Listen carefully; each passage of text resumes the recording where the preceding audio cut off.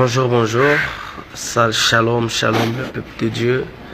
À tous ceux qui ont reçu Jésus comme Seigneur et Sauveur, et même à ceux qui n'ont pas encore reçu Jésus comme Seigneur et Sauveur, que le Seigneur vous bénisse.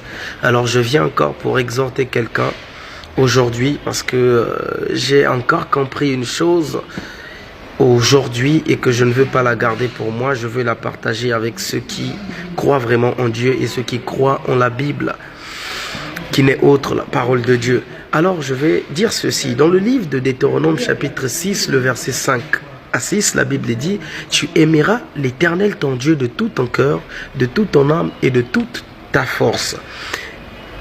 Il dit au verset 6, ces commandements que je te donne aujourd'hui seront dans ton cœur. Ça veut dire tout simplement que c'est un ordre en fait. C'est vrai qu'il faut respecter les principes de Dieu. Et vous savez, Jésus, dans une parole, il a dit, dans le livre de Luc, chapitre 6, le verset 46, il dit: pourquoi m'appelez-vous Seigneur, Seigneur, et ne faites-vous pas ce que je vous dis? Alors, ce que Jésus nous dit, c'est de respecter les principes et les commandements que Dieu nous a donnés. Il a encore dit dans le Matthieu chapitre 7, le verset 21, ce ne sont pas tous ceux qui m'appellent Seigneur, Seigneur qui entreront dans le royaume des cieux, mais celui-là seul qui fait la volonté de mon Père. Alors, vous voyez, il y a des tas de principes que Jésus a mis au-devant de nous. Alors si nous pouvons respecter cela, mon frère, je suis convaincu que tes inquiétudes se transformeront en espérance, ta déception en assurance.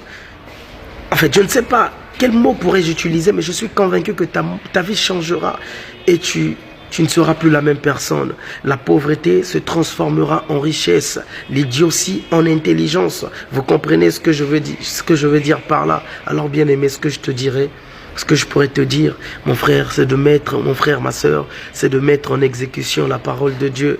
La Bible, tu parles de la foi, il faut avoir la foi. Je ne refuse pas, bien aimé. Mais la foi vient d'où? D'où suscite la foi si ce n'est pas de la parole de Dieu? La Bible dit que la foi vient de ce qu'on entend. Mais ce qu'on entend, c'est la parole de Dieu. Si tu ne pars pas à l'église, bien aimé, où écouteras-tu la parole de Dieu? Si tu n'as pas l'esprit de méditer la parole de Dieu, où trouveras-tu cette foi? Si tu n'as pas le temps de lire la Bible et de méditer, où trouveras-tu cette foi, ces paroles qui vont te convaincre?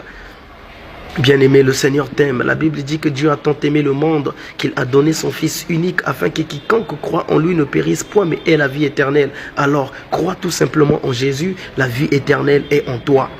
Le fait de croire tout simplement et mettre tout simplement en pratique ce que Jésus a dit, ta vie va changer. Que le Seigneur vous bénisse tous.